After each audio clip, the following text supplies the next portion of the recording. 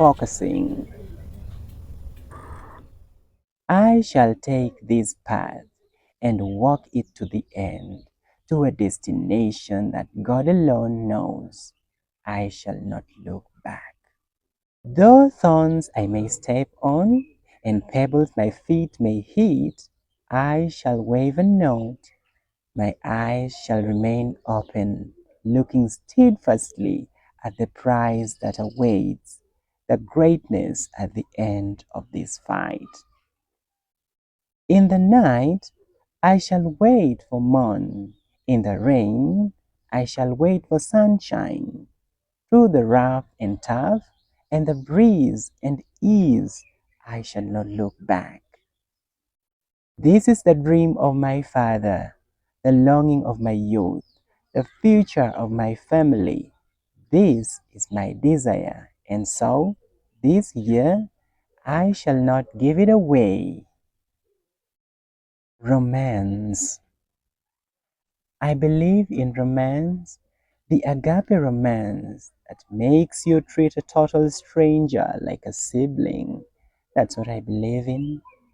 So powerful and godly, it pushes you to give away your best shot to a street urchin or orphan, not some old clothes you no longer use or oversized ones yourself can't even dare on.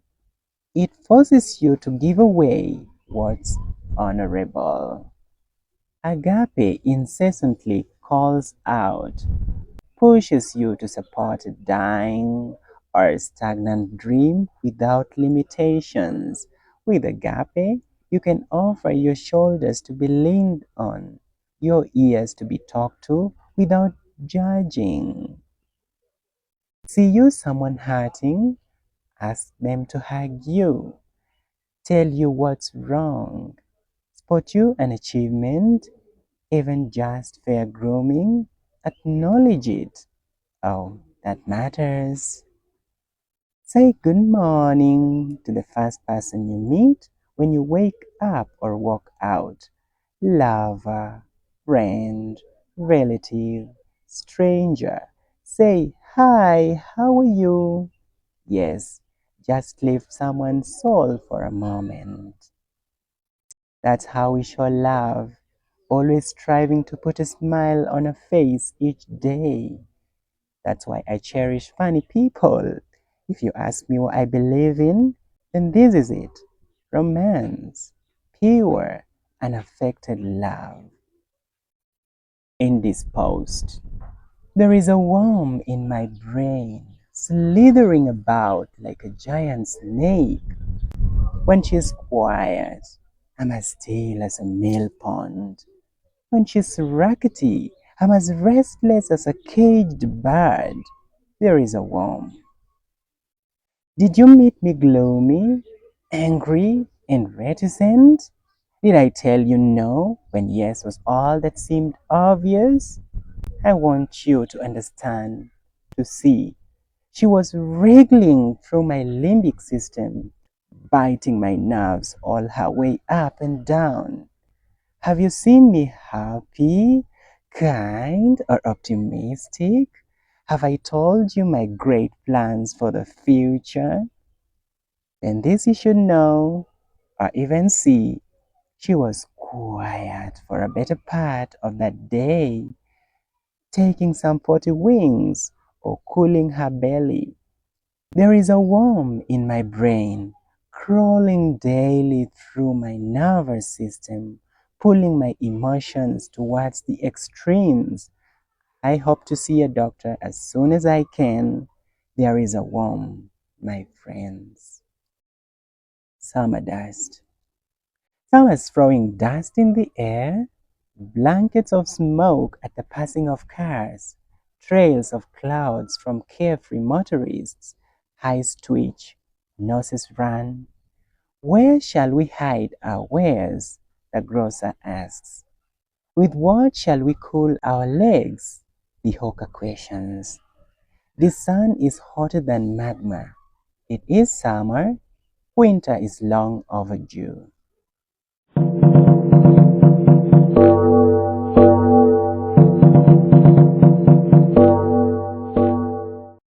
Tapped to my beloved. Darling, your beauty has tapped my heart, and I can't for another moment place my heart at someone else's heart. Your image is unto me like a fragrant scent. I keep looking through, I keep seeing us two, holding you up close to me, caressing you from neck to knee, stroking your hair and face gently, swallowing your breath softly, and pecking your cute fresh lips, then running my fingers again across your hips. Take me from this daydream, baby, and make me this new dawn see. Take my hand into yours and graciously end this madness by stroking me softly. Your benevolent and winsome smiles keep warming the cockles of my heart. Your elegance is beyond scales. Not even peafowls and flamingos, nor any art, can be compared to your gleaming image. I love thee. There is more to your beauty on my page. Oh, sweetness, my sweetness, where is my sweetness if not thee?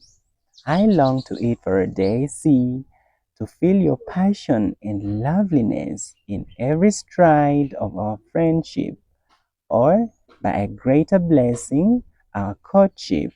Oh, sweetness, my sweetness, housed me from my daylight dream, and make me your finest cream. Oh, dearest, the beauty that tapped my heart. The day of peace. When I wake up in another city, where the moon and sun walk in unity, where everyone wears a robe of sanctity, and everything else in this world is vanity, when an archangel of the Lord holds my hand, saying, "Come hither to this new land. From today, this city will be your homeland." When the angels meet me with a new band to welcome me into a holy land, then shall all my sorrows depart, and my soul shall rejoice at this joyful alert of a new and wonderful life to start with the angels, when from this skin my soul shall depart. When I wake up in a beautiful town, having my sandals and cloak of glory on, and my legs moving swiftly upon the lawn, all my burdens and troubles quietly gone, then wherever my body will be peacefully lying, I know it will rest from all the mocking and bullying, and the diseases and pains that made my life hurting. Will rest from all the hardships of this moment passing, from the mistakes I made and the burdens I carried, the skew life and the shame of the bad things I did that tore my life apart like corn among the weed, and made me scramble for the blood of Christ and his feet.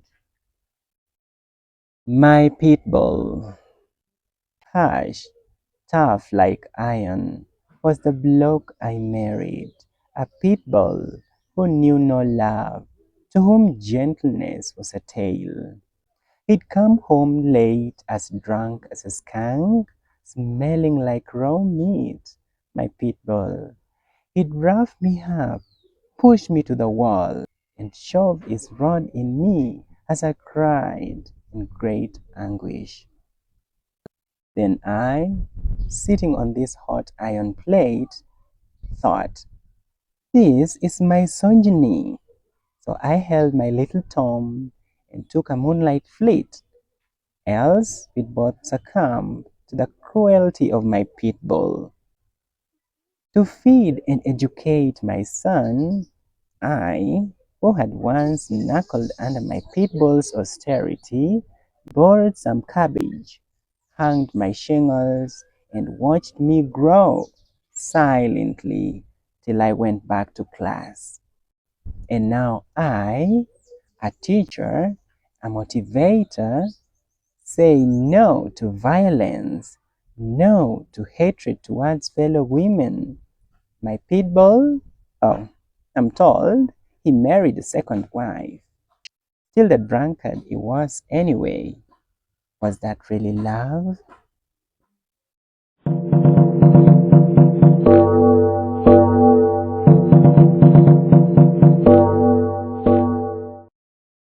Be ye not the sacrificial lamb anymore. Awake, little lady, be ye not the sacrificial lamb anymore. For thy own siblings have risen against thee, and made ye a middle ground for their battles.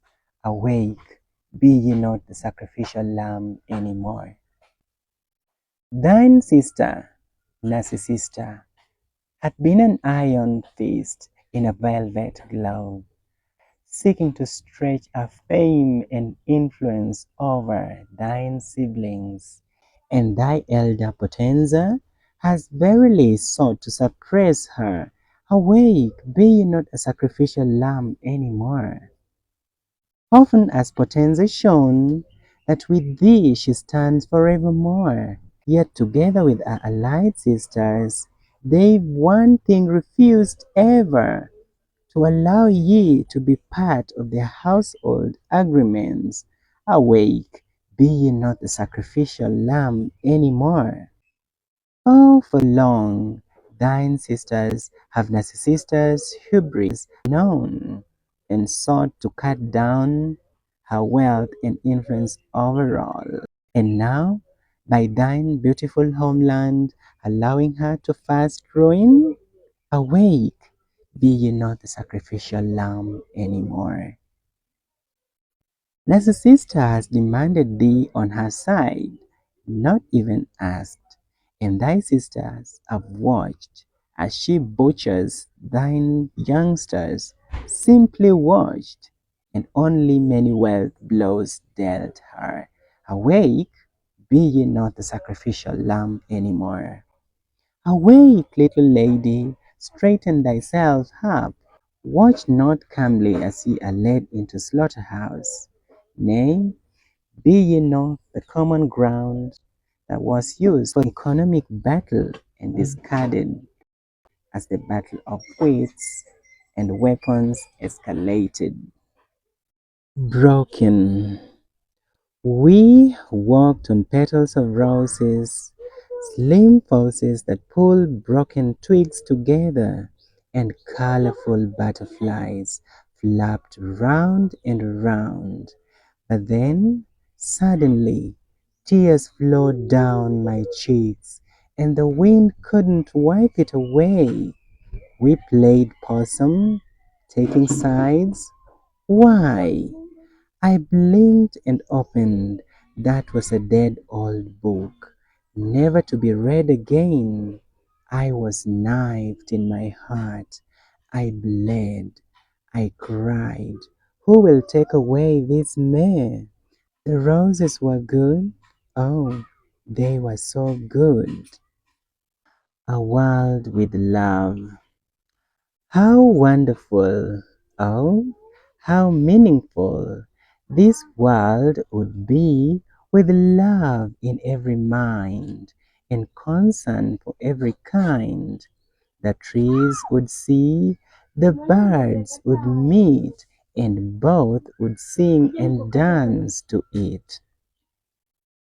With love in this world and care in every fold, every child would grow without hostility in their heart. With love in this world and concern for not just gold, every animal would know that humans were once their kin. If every human being would release their clenched fists, and if every terror wing would drop their guns and twits, then every soul would learn that there's actually no race, that all we need is to make fun and learn to impart grace. If every heart would decide to be meek and gentle, if every neck that's crowned with pride would say, I'm no longer your mantle, and if they would all bend to give respect to love, then every creation would find a meaningful world full of love.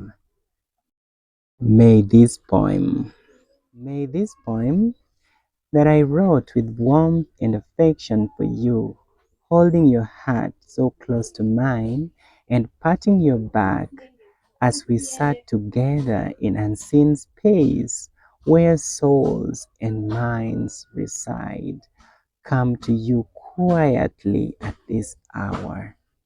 You who has borne the brunt of a life lived in fear, who say in their heart, damn it, this life's not worth living. You who feel carved by sins, whose honors were never brought to book, whose perpetrators hung freely on the streets. You who feel manacled and locked behind bars, like Jesus when he laid in the tomb, and a mountain of rock sealed his door. You who feel ramshackle like an old vehicle driven out and left in the rain, bespattered all over with thick mud, whose heart bleeds and craves stories untold, pictures unseen. You who feel the clock of their life ticking away, dressed in blue, lying here in fro, heart and spirit chained with mourns. Sad low growls in the background, thinking, it's now time I left this damned world. You who cry effusively for mercies from the Lord, for children and spouse who think God might have mistaken them or forgotten their file, you who has suffered loss, pain, hardship, misfortunes, rejections, and betrayals, you may this poem remind you that you are still a child of God, loved just like the rest of His creation, that suffer loss and miseries too. When you hear this poem at this time, may your soul rejoice at the thought of it, and may this calm, still assurance of hope blossom in your heart and bring you peace, just long lasting peace and fortitude.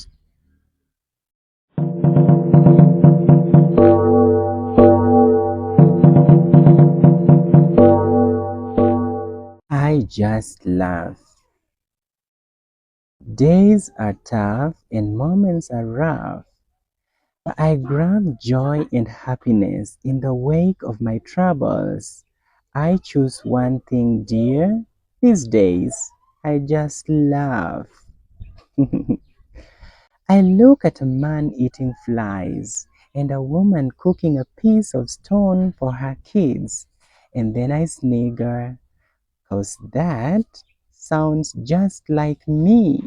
I'm in a state worse than the mentally deranged or the urchins out on the streets, burning at daytime and freezing at night. So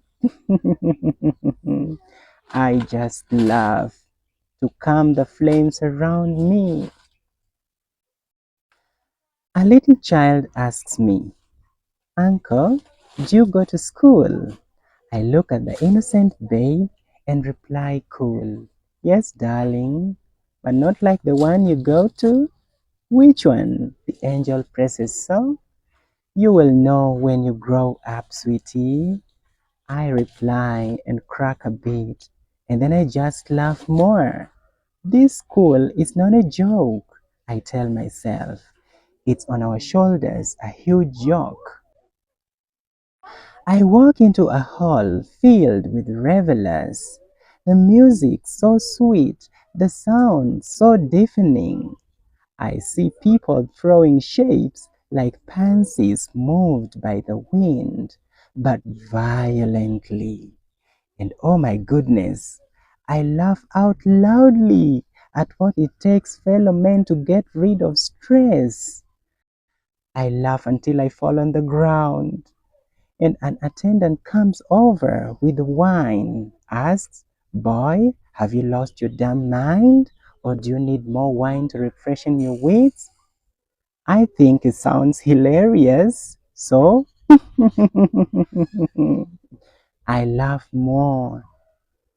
Life's full of sorts, from the woman running across the street with a bucket of weed on her head to the landlady knocking at the door furiously on 30th morning for rent. So I choose to just laugh, not because anything's funny, but because this is my way of pouring oil on the troubled waters.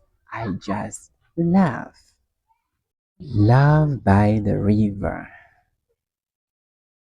By morning, when the birds chanted, I hid among the thickets and waited, withheld my breath, never panted, waited with anxiety and the desire to possess. Only the crickets creaked their noises, and a bird call twined the air. Thought, was somewhere a bird baited? Then luckily I saw her pass by. I saw Raelian and made a sigh. Did my eyes to me lie? Blinked and looked. Heart pounded warmly. What a smashing beauty, or really silky young silvery shanks, uncomparable to my spindle shanks. It was not lust that made my bones rattle, 'twas beauty and love at my doorsill for battle. The length between us was like a wattle, and she moved down, crooning, looking beautiful, radiant, and charming. Sure, in that skater she was cutting a dash with every quick blink and flash. As she filled a small barrel, I stood and made to move a muscle, but a breaking twig broke the silence. She turned, peered towards my direction, dropped her barrel, and began to cry. My charming Ray! So softly I compared her tears to the gushing river, and saw true love, true heart in it.